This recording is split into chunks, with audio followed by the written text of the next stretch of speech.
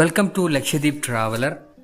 ഞാൻ ലക്ഷദ്വീപിലെ മിനിക്കോയ് ദ്വീപിലാണ് ഇപ്പോൾ ഉള്ളത്. ലക്ഷദ്വീപിലെ ഏറ്റവും തെക്കേ അറ്റത്ത് സ്ഥിതി ചെയ്യുന്ന ദ്വീപാണ് മിനിക്കോയ്. എൻ്റെ ചെറുപ്പകാലത്തേ ഉള്ളൊരു സ്വപ്നമായിരുന്നു ഇന്ത്യയുടെ വടക്കേ അറ്റത്ത് സ്ഥിതി ചെയ്യുന്ന നമ്മുടെ മഞ്ഞിൽ പുതച്ച കാശ്മീർ ഒന്ന് കാണണമെന്നുള്ളത്. അപ്പോൾ കാശ്മീർ കാണാനുള്ള ഒരു തയ്യാറെടുപ്പിലാണ്. ആദ്യം നമുക്ക് കൊച്ചിയിലെത്തണം. അതിന് ബോട്ടിൽ കയറി കപ്പൽ കയറി കൊച്ചിയിലേക്കുള്ള യാത്രയിലാണ് ഇപ്പോൾ ഞാൻ. കൊച്ചിയിലെത്തി ജസ്റ്റ് ഫ്രഷൊക്കെ ആയിട്ട് നമ്മൾ ഓൾറെഡി ബുക്ക് ചെയ്തിട്ടുണ്ടായിരുന്നു ട്രെയിൻ മില്ലേനിയം എക്സ്പ്രസ്. എറണാകുളത്തു നിന്നും ഹസ്രത്ത് നിസാമുദ്ദീൻ വരെ പോകുന്ന ആ വണ്ടിയിൽ കയറി ഞങ്ങൾ യാത്ര തിരിക്കുകയാണ്. ട്രെയിൻ യാത്ര അടിപൊളിയാണ്, ഒരു രക്ഷയില്ലാത്ത യാത്ര ആണ് കേട്ടോ. AC 3 ടയർ AC ആയിരുന്നു ഞങ്ങളെടുത്ത്. നല്ല രസമുണ്ട്. വ്യൂ ഒക്കെ നല്ല മനോഹരമായ വ്യൂ ആണ്. തമിഴ്നാട്ടിലൂടെയൊക്കെ കയറി ആന്ധ്രാപ്രദേശിലൂടെയൊക്കെ കയറിയാണ് വണ്ടി പോകുന്നത്. ഇന്ത്യയുടെ ഓരോ സ്ഥലങ്ങളിലുള്ള വൈവിധ്യങ്ങളൊക്കെ തൊട്ടറിഞ്ഞ് ഡയറക്റ്റ് ഒരു ഫീൽ കണ്ടുകൊണ്ട് ഇങ്ങനെ പോവുകയാണ് കേട്ടോ. ട്രെയിൻ ഇങ്ങനെ പോയിക്കൊണ്ടിരിക്കുകയാണേ. അപ്പോൾ ഏതോ ഒരു സ്റ്റേഷനിലൂടെ ഇങ്ങനെ പാസ് ചെയ്യുമ്പോൾ സൈഡിലൂടെ നോക്കുമ്പോഴേക്ക് നമ്മുടെ JCB എന്ന് വെച്ചാൽ നിരത്തി JCB. ആ കണ്ടെയ്നറുകൾ മൊത്തം ഗുഡ്സ് ട്രെയിനാന്ന് തോന്നുന്നു. എല്ലാ കണ്ടെയ്നറുകളിലും JCB ഇങ്ങനെ നിരത്തി വെച്ചിരിക്കുകയാണ്. ഞാൻ എണ്ണി മടുത്തു. ഒരു 50-60 വരെ ഞാൻ എണ്ണി കേട്ടോ. അതിലും കൂടുതലാണ്. ഇത് എത്ര JCB, എന്തോ കളിപ്പാട്ടം വിൽക്കുന്ന കമ്പനി വരെ ഉണ്ട്. ഒറിജിനൽ JCB കണ്ടിട്ട് ഞാൻ അന്തം വിട്ടിരിക്കുകയാണ്. എന്നിട്ട് ഞാൻ JCBയെ കുറിച്ചൊന്ന് തപ്പി നോക്കി. JCB എന്ന് വെച്ചാൽ എന്തിനാണ് ഇതിനെ JCB എന്ന് വിളിക്കുന്നത്. അപ്പോൾ സംഭവം എന്ന് വെച്ചാൽ JCB എന്ന് വെച്ചാൽ ജോസഫ് സിറിൽ ബാംഫോർഡ് എന്ന് പറയുന്ന ഒരു ഇംഗ്ലണ്ടുകാരൻ 1945 ആരംഭിച്ച കമ്പനിയാണ്. അദ്ദേഹത്തിൻ്റെ പേര് തന്നെ പാറ്റൻ്റ് എടുത്തിരിക്കുകയാണെന്ന് തോന്നുന്നു. അതുകൊണ്ടാണ് ഈ സാധനത്തെ JCB എന്ന് വിളിക്കുന്നത്, ജോസഫ് സിറിൽ ബാംഫോർഡ്. ട്രെയിൻ യാത്ര മനോഹരമാണ്. പുറത്തെ കാഴ്ചകളൊക്കെ കണ്ട് ഇങ്ങനെ പോവാം. പക്ഷേ ബാത്റൂമും ടോയ്ലറ്റ് ഫെസിലിറ്റീസൊക്കെ കുറച്ച് ബുദ്ധിമുട്ടാണ് ട്രെയിനിൽ. അതും കൂടി മനസ്സിലാക്കി വേണം നമ്മൾ യാത്ര പ്ലാൻ ചെയ്യുമ്പോൾ. ട്രെയിനിലെ വിൻഡോയിലൂടെ പുറത്തെ കാഴ്ചയൊക്കെ കണ്ട് എക്സൈറ്റഡിലാണ് ആള്. അഹസൻ സെയ്ദാണ്, മോനാണ്. സംഭവം അവൻ്റെ ഫസ്റ്റ് ലോങ് ട്രിപ്പാന്ന് തോന്നുന്നു. അവൻ ഭയങ്കര എക്സൈറ്റഡിലാണ്. കുറച്ച് പശുക്കളൊക്കെ കണ്ടപ്പോൾ അവന് അമ്പ എന്നൊക്കെ പറഞ്ഞ് വിളിച്ചുകൊണ്ടിരിക്കുകയാണ്. സംഭവം അടിപൊളിയാണ് കേട്ടോ. ട്രെയിൻ ആഗ്ര സ്റ്റേഷനിലൂടെയാണ് കടന്നു പോകുന്നതെന്ന് മനസ്സിലായപ്പോൾ ആഗ്രയിലും ഇറങ്ങി താജ്മഹലും ആഗ്ര ഫോർട്ടും കണ്ട് ഒരു വടിക്ക് 2 പക്ഷി എന്ന രീതിയിൽ തിരിച്ചു.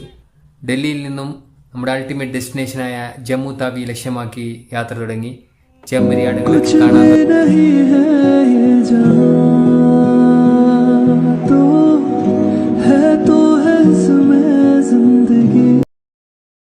നമ്മുടെ അൾട്ടിമേറ്റ് ഡെസ്റ്റിനേഷനായ ജമ്മു താവി റെയിൽവേ സ്റ്റേഷനിൽ എത്തിയിരിക്കുകയാണ്. മനോഹരമായ കാഴ്ച. ആ ബോർഡ് കണ്ടപ്പോൾ തന്നെ മനസ്സിന് എന്താ ഒരു സന്തോഷം. എന്നിട്ട് നമ്മൾ അവിടെ നിന്ന് ഇറങ്ങി അവിടുത്തെ നമ്മുടെ ഒരു റൂമുണ്ട്, അവിടെ കയറി ഫ്രഷൊക്കെ ആയിട്ട് ശ്രീനഗർ, അതായത് കാശ്മീർ എന്ന് പറയുന്ന ആ ഒരു സ്വപ്നസുന്ദരിയായ ആ സ്ഥലം കാണാൻ വേണ്ടി ഷെയർ ടാക്സിയൊക്കെ ലഭിക്കുന്ന ഒരു സ്ഥലമുണ്ട്. റെയിൽവേ സ്റ്റേഷന് തൊട്ടടുത്ത് തന്നെയാണ്. അങ്ങോട്ടേക്ക് ഞങ്ങൾ വെച്ച് പിടിപ്പിച്ചു. ഇവിടെ ഒരു സീൻ കണ്ടപ്പോൾ ഞാൻ ആകെ തകർന്നു പോയി കേട്ടോ. ഒരു ചെറിയ കുടിൽ, ഞാൻ നിരത്തി കുറേ കുടിൽ, അതിൻ്റെ അകത്ത് കുറേ ആൾക്കാർ താമസിക്കുന്നുണ്ട്. പുറത്തിങ്ങനെ സ്റ്റേ വെച്ചിട്ട് ചോറൊക്കെ ഉണ്ടാകുന്നു തോന്നുന്നു. ജമ്മുവിൽ നിന്നും ഞങ്ങൾ കാശ്മീരിലേക്കുള്ള യാത്ര തുടങ്ങിയിരിക്കുകയാണ്. ട്രാവലറിലാണ് നമുക്ക് യാത്ര സെറ്റായത്. ഒരാൾക്ക് 800 രൂപ വെച്ചാണ് അവർ ചാർജ് പറഞ്ഞിരിക്കുന്നത്.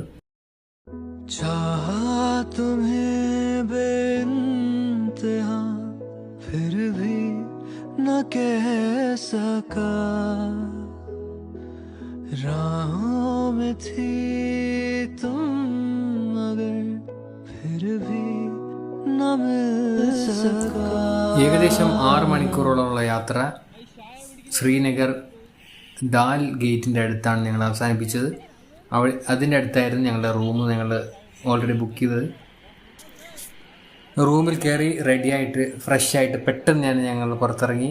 ഒരു നിമിഷം പോലും നഷ്ടപ്പെടുത്തിക്കൂടാ കാശ്മീരിൻ്റെ മനോഹാരിത. അവിടുത്തെ ടൗണിൽ ഒന്ന് ഇറങ്ങി ആളുകളുടെ ഇടയിലൂടെയൊക്കെ നടന്നു.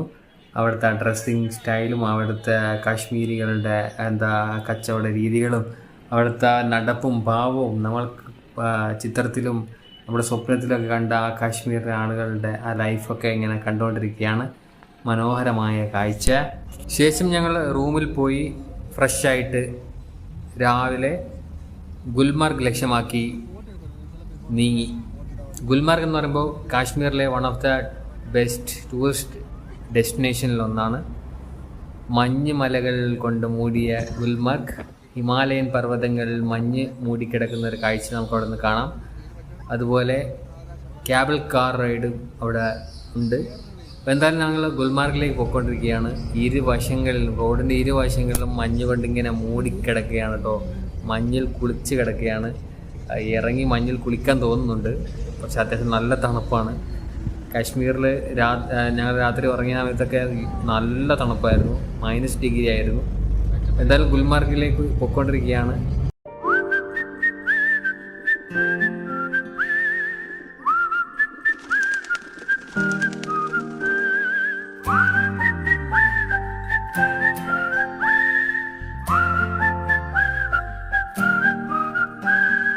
ശ്രീനഗറിൽ നിന്നും ഏകദേശം 50 കിലോമീറ്റർ ഡിസ്റ്റൻസിലായിട്ടാണ് ഗുൽമർഗ് സ്ഥിതി ചെയ്യുന്നത്. ഞങ്ങൾ ഗുൽമർഗിൽ എത്തിയിരിക്കുകയാണ്.